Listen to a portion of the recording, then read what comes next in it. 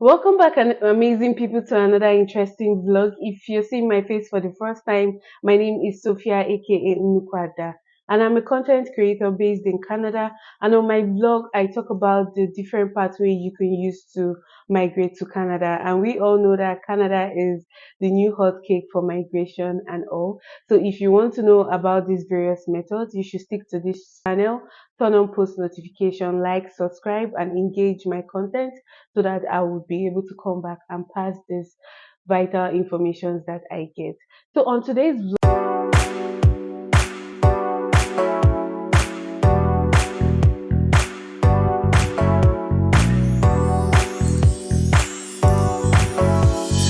mails for one or two subscribers, and they have been asking me about the difference between the 1 year and the 2 year program.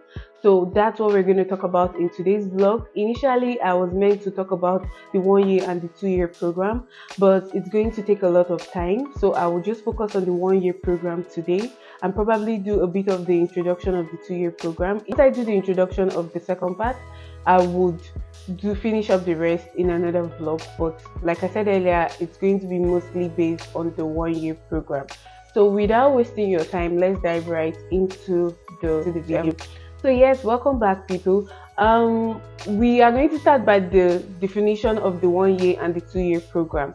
So what's a 1 year program? A 1 year program in a layman's term is a program that lasts for a duration of a year at most. It can be less than a year or a year. And while a 2 year program is the same with the same definition, it's a program for 2 years. So why we are talking about this is not to define the term, because of course everybody knows what the term is, but why we're talking about this is the postgraduate work permit that is attached to this. So if you don't know what a postgraduate work permit is and all about that, I've talked about that in my previous video, so you can go back and rewatch it and understand, so you can catch up with this. But if you understand this, let's ride on. So when you do a 1 year program in Canada, you're entitled to a 1 year postgraduate work permit. And once you do a 2 year program, you're entitled to a 3 year postgraduate work permit.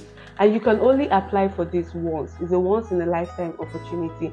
And after that, if you're not able to transition to the PR or any other pathway, you would have to leave Canada. I mean, all pathways still lead to PR. You would have to leave Canada. Yes.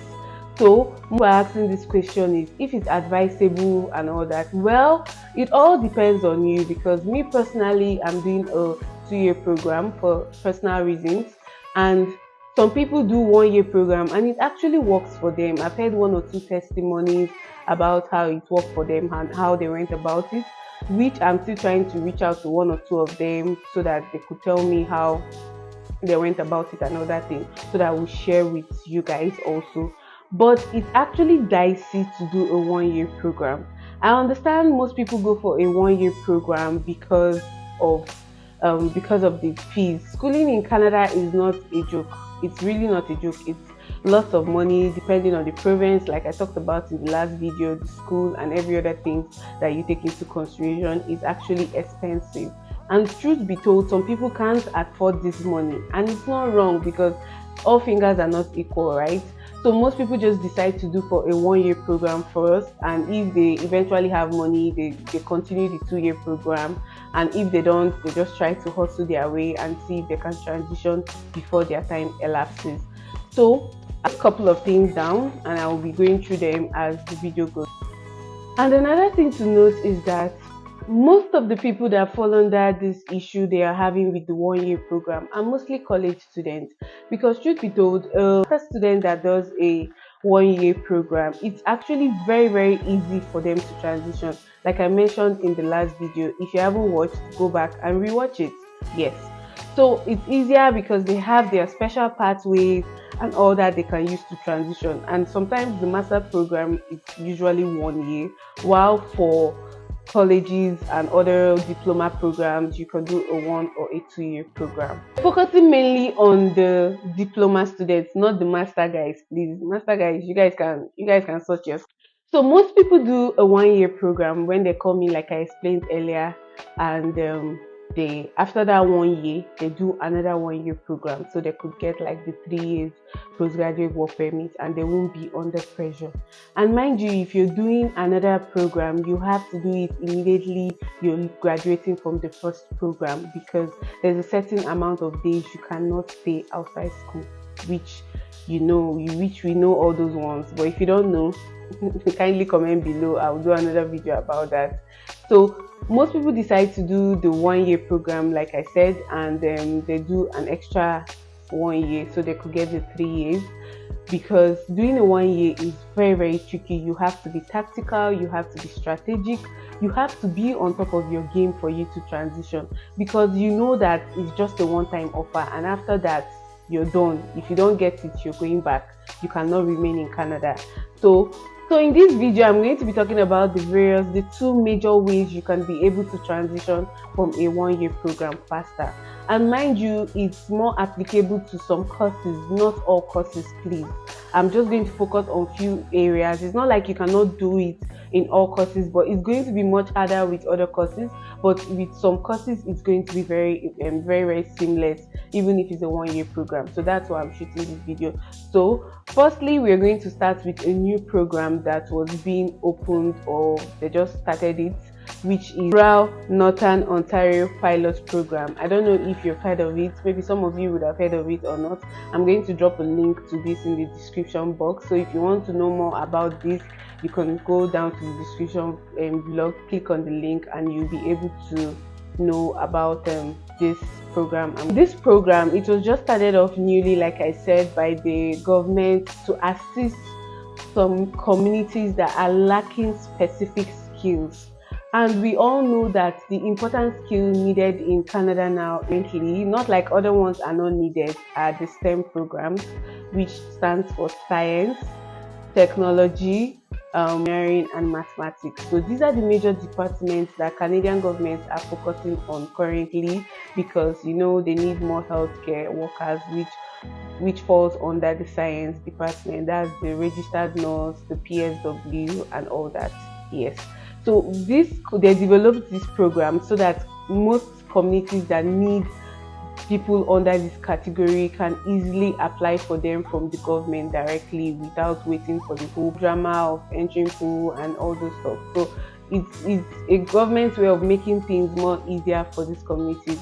So there are communities. These pilot programs are provinces like Ontario, Manitoba, Alberta, British Columbia, and the rest. I also think Saskatchewan is there. These are the provinces that are involved in this program. So if you're looking to come to Canada, you can also channel your energy to these provinces for this program. Another option I'll be talking about is the LMIA option. This is, I don't know who doesn't know about LMIA. Like, what is LMIA? It is Labor Market Impact Assessment, and I believe there's nobody that have not heard about LMIA. LMIA now is a hot cake, and it can range from $10,000 to $40,000 to get it, because they know that lots of people need this to transition and all of that. So it's actually a hot cake and all that. So these are the two ways you can be able to transition from a 1 year program. So I would now go directly into each of them and explain them in detail. So like I said earlier, there are a particular group of people which benefit from this whole process I'm talking about, and those are the people that fall under the STEM category, which I just mentioned previously. And we have the nurses, the personal support workers, those that did mathematics as a course, studied it in the university, and these people have previous past experiences, job experiences from their various countries they have been before, and they have also come to Canada, and they are still following up to study these courses. So in a 1 year course and you're under STEM, you would transition faster, even if it's a diploma program. So let me take, for example, someone doing a science course. And under science courses, you can see your doctors, your dentists, your personal support workers. Everybody falls under that category, and it's going to be easier for them to transition, because they actually need people like this. People like this are hotcake in rural businesses. That is why that pathway was being developed, to make them get these skilled workers they need faster. and it was being done by the Ontario government. So let me talk about somebody doing a PSW. A PSW, which is a personal support worker. This program is usually 1 year in most schools, but probably maybe you can see it for 2 years. But in my school, it's a 1 year program, and after you're done with that, you would get, if you come out with good grades, you might actually get a placement. You can also do a co-op, and after that it will be easier for you to transition. You will get amazing offers from employers out there looking for PSW workers, because you know the Canadian population is largely made up of old people, so they need more personal support workers to help out with these senior citizens. We call them the senior citizens here. So you would get more employers calling you, asking you to do this. But hey, if you're doing a 1 year program and it's not actually this, you can also do a personal support worker on the side. You can also go and make inquiries with private colleges. You know, initially I told you guys about not going to private colleges because you won't get the postgraduate work permit. So now you're already in Canada, and since you're already in a school that you will get a postgraduate work permit, I'm just saying that you can still enroll for a personal support worker in a private college. That one you don't require, they won't require you to come in every day like a regular school. You can do your courses online, and at the end of the day you can get your certificate. So when you're graduating, you're coming out with 2 certificates. I don't know if it makes sense to you. So with that other certificate, you can be able to transition better, because truth be told, there are jobs and there are jobs. All jobs are not in high demand in Canada. Let's just say it as it is. Some people come into the country and they're studying some random courses that don't make sense. Those courses won't make you transition faster, except you just come to Canada to school and return to your country, which is still okay for you to return to your country. Trust me, everybody mustn't stay here. I've met a couple of people that said they came for just studies and they're going back because they have better offers at home and all that. But if your plan is to transition here, you have to be strategic, like I always say. Find a course that will get you into that pool you need, and from there you can transition faster. You can't come here and study, maybe I don't know which course to use, so that it won't be like I'm throwing shade to a particular course or something. You can't come here and do that course, and at the end of the day, maybe you now find yourself working in all these minor jobs. I'm not going to call names, so it won't look like I'm throwing shade, because there are people actually doing this job just to make ends living. So I'm not going to call any job, but you know what I'm trying to say. Minor jobs that won't give you LMIA, minor jobs that your employers won't write a reference letter for you or anything when you need it to transition. You have to be strategic. So don't worry, if you're doing a 1 year course that is still not under STEM, you can still transition. You can still transition by doing maybe a PSW or something on the side. If you're doing a PSW in a private college, it ranges from maybe 6 months max. 6 months you're done, you have your certificate, you're coming out with 2 certificates already, and you're coming out hot and you're entering the pool with fire. Okay. So these are things you need to do. You mustn't do PSW. I talked about technology, I talked about engineering, I talked about maths. You can also look towards that angle. Don't just stay there because you came into Canada and you feel you have to do that. Secondly, if you also come into the country, once you come into the country, some schools allow you to switch courses at no extra cost, while some won't agree. But those that agree, once you come into the country, you can easily switch those courses. You can just tell them, oh, when I was applying, I applied for fine arts. Now, please, I want to do a PSW support, or I want to do a nursing program, or I want to do a program under mathematics or engineering or technology or all that. You can also speak to the school, and I believe some schools will give you option of switching. But if they don't give you that option, don't worry, don't panic. You can still go to private colleges and register. It might cost you extra money, because I currently don't know how much they charge, but some can charge from 4K upwards for this PSW certificate, because of course it's in high demand. So something that is high demand, there's always increase in price. I mean, like I said, there are provinces that need workers, and some of the provinces are Thunder Bay, Brandon, North Bay, Ontario, Sunbury, Ontario, Brandon, and so many. There are like up to 6 or 7 of them. You can also find them in the link that I'll be dropping down below. And also Ontario, that's the southern part of Ontario. which is places like Niagara and Toronto and all those places, you can still move far north to these other places that have less population. These are places like the rural places like Thunder Bay, Ontario, which is up north, Sunbury, all those places are up north. Most people don't like going there because there are fewer population there. It's like a village. It's not as advanced as Ontario, and everybody knows everybody. It's just like a small city. It's like the outskirts of, like for instance, if you're in Nigeria, if you're living in Lagos, most people go to the outskirts of Lagos to stay because it's more affordable and all that. So that's the same thing with these other cities. It's not like it's bad. It's just that it's not as developed as Ontario. And the benefit of going to such cities is that you can partake of this thing. All you need to do is go there. You be placed on. Once you get a job offer, your employer will place you on a 3-month probation, and after that 3-month probation period, they would file for you. They will nominate you to the community, and from that they'll take it up there.